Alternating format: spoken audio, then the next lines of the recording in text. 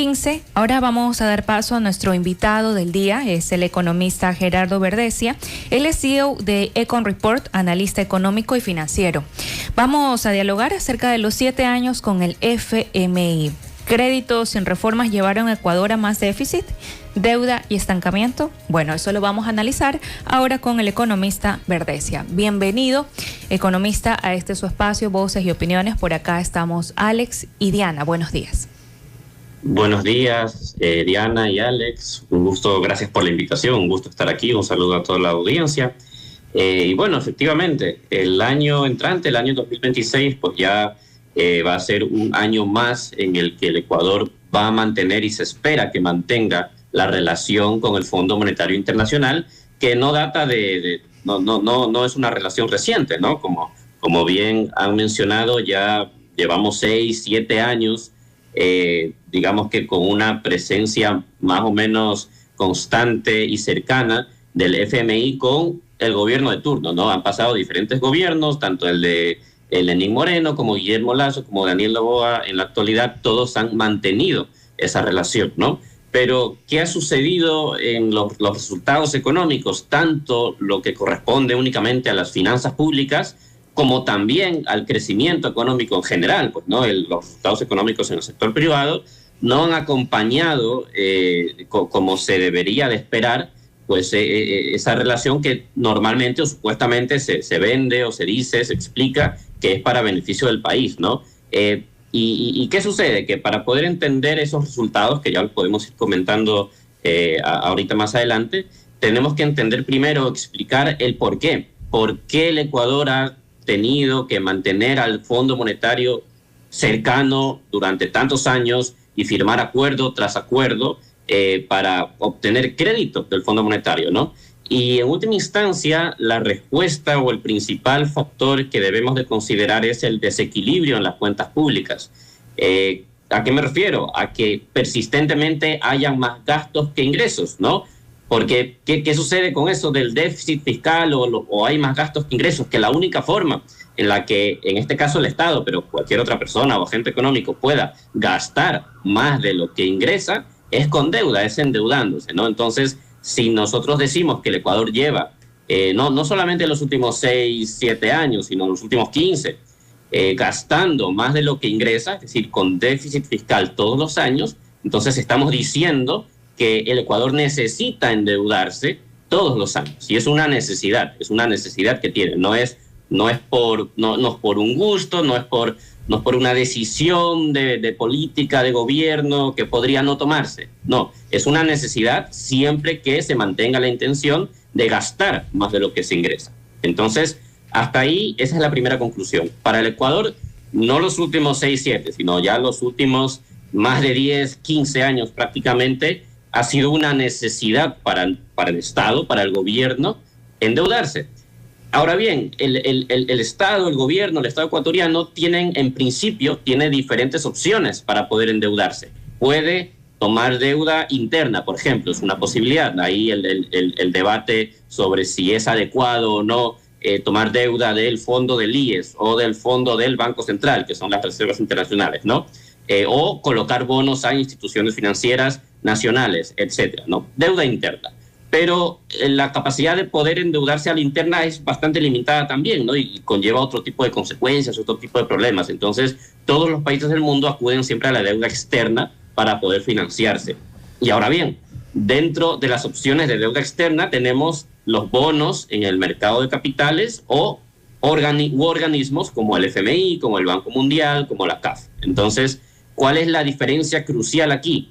Que el Estado ecuatoriano, en sus inicios, cuando empezó a gastar más de lo que ingresaba, pues tenía la capacidad de emitir bonos porque tenía un riesgo país un poco más controlado y la capacidad de emitir bonos en los mercados. Pero conforme esa situación se iba manteniendo y se iba deteriorando, el riesgo país se iba aumentando y aunque ahorita esté en niveles históricamente bajos, sigue siendo alto para poder financiarse en los mercados. Entonces, básicamente, la única alternativa que le ha quedado al Ecuador desde hace 6, 7 años, previo a la pandemia incluso, pero en la pandemia se acentuó todavía más ese problema, es que solamente le ha quedado el FMI, el respaldo del FMI para poder sostener sus cuentas públicas.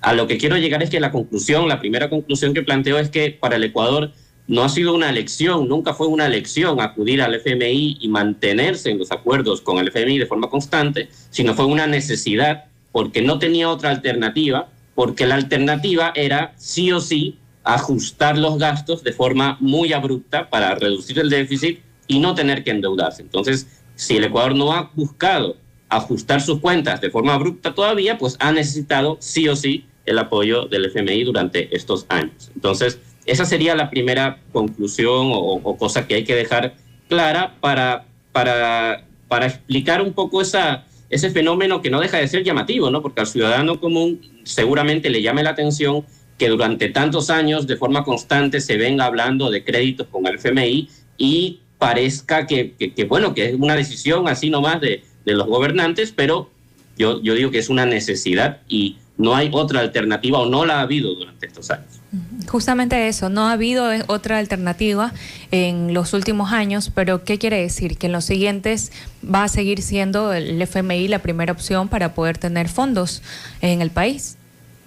Claro, ¿cuál es el punto aquí? Que normalmente, históricamente, el FMI exige ciertas reformas para poder firmar los acuerdos. Es decir, el FMI extiende el crédito, pero por otro lado dice, te comprometes a reformar punto A, B, C, D. Y normalmente esas reformas están encaminadas en dos sentidos.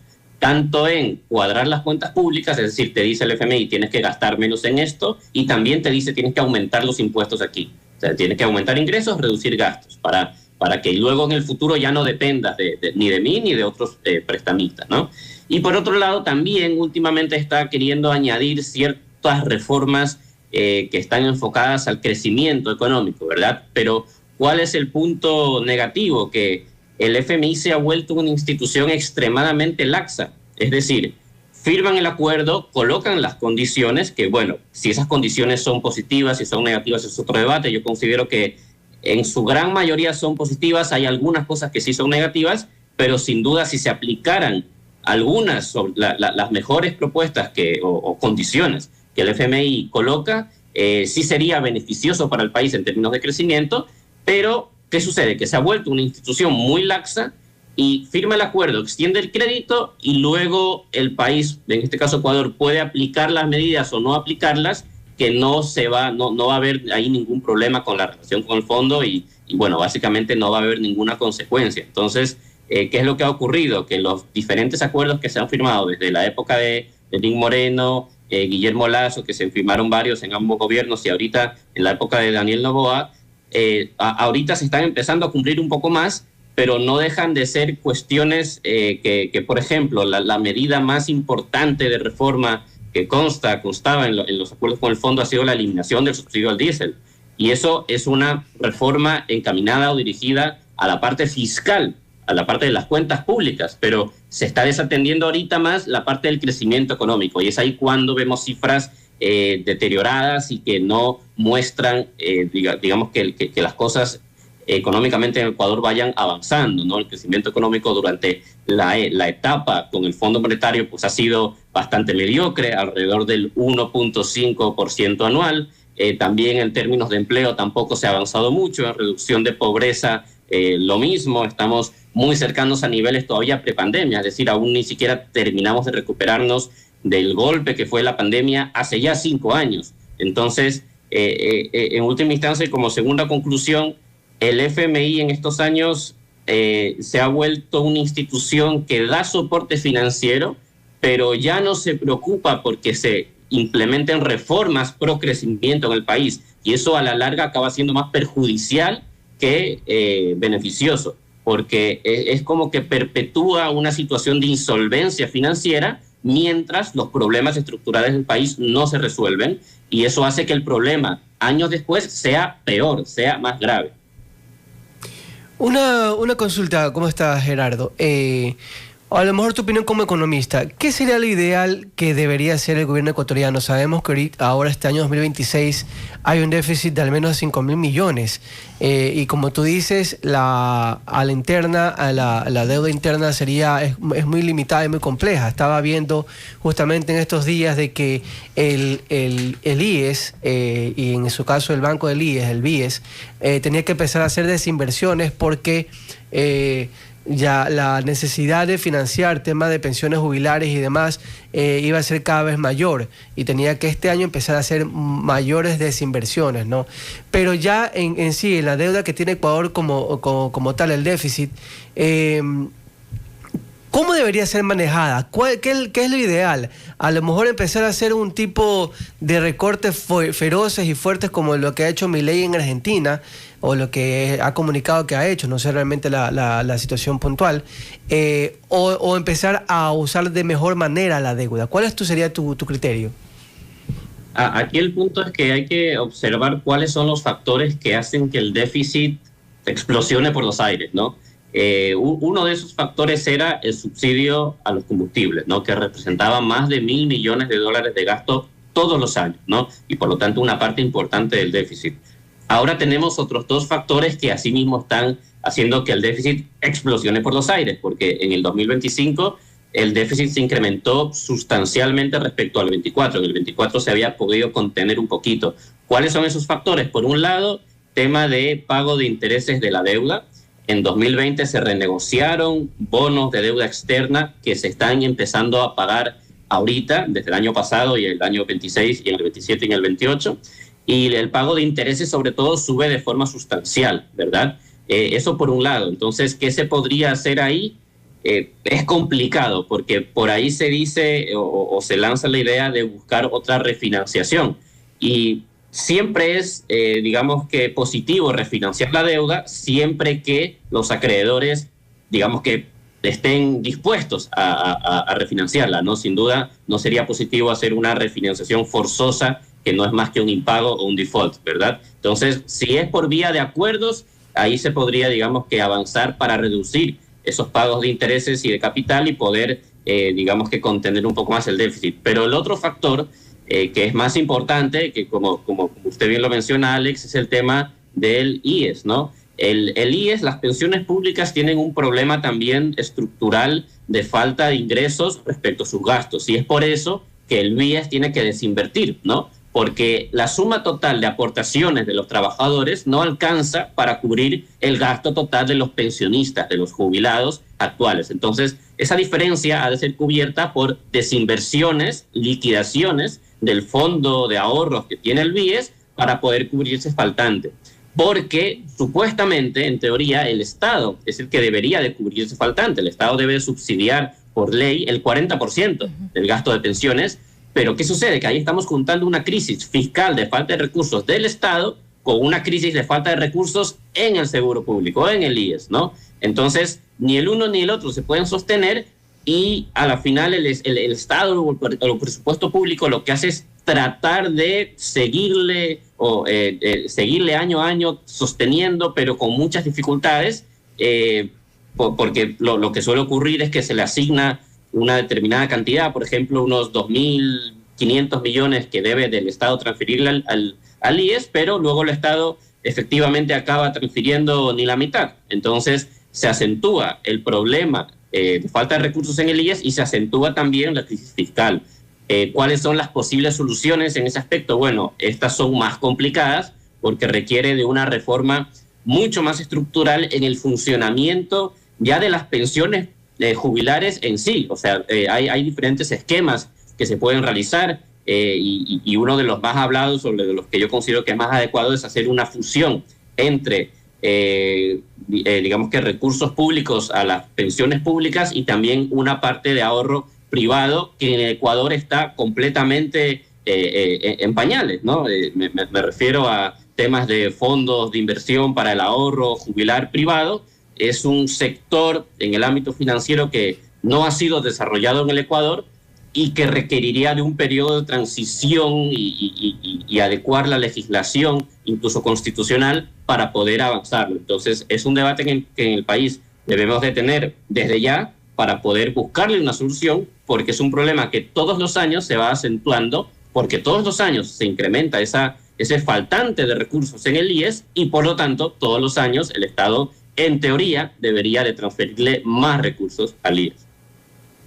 Sí, y por la parte del FMI como tal, ¿cuál sería un poco la fórmula en caso de que tengamos que mirar a otros organismos multilaterales, ¿no? ¿O va a seguir siendo la primera opción el Fondo Monetario Internacional? Seguramente la primera opción sigue siendo el FMI, por varias razones, ¿no? En primer lugar, porque está bastante dispuesto. O sea, hay bastante disposición del FMI hacia el Ecuador, en especial, de seguir dándole apoyo financiero. De hecho, las propias declaraciones de los propios funcionarios del multilateral lo dicen, que aplauden la gestión del gobierno ecuatoriano en la implementación de esas reformas, pero como digo, a mi consideración sigue siendo un trato muy laxo, ¿no? Quizá el haber pasado del hecho de que gobiernos anteriores no hayan cumplido prácticamente nada, que ahorita se cumpla una parte, pues hace un contraste grande y bueno, se consideren los funcionarios del FMI que el Ecuador siga mereciendo ese apoyo, ¿no? Entonces, aparte, tener el apoyo del FMI también es positivo para poder tener acceso a otros multilaterales como Banco Mundial, como el BID o como la CAF, es decir, el respaldo del fondo refuerza el respaldo de los otros multilaterales y también es positivo en parte para tratar de avanzar en ese objetivo que el gobierno ecuatoriano tiene de volver a los mercados internacionales este 2026. Está previsto que este mismo año ya se emitan bonos por un valor de unos $3.000 millones.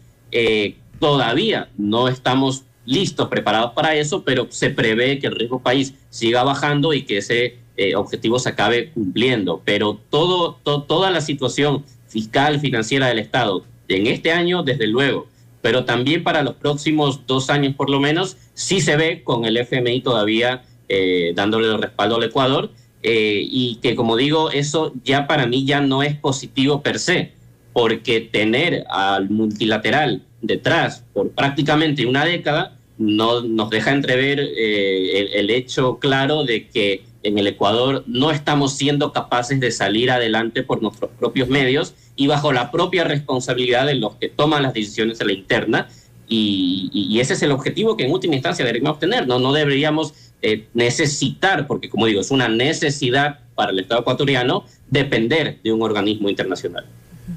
No deberíamos depender de un organismo internacional. Con esta frase damos por terminada la entrevista con el economista Gerardo Verdesia, hablando de los 7 años con el FMI.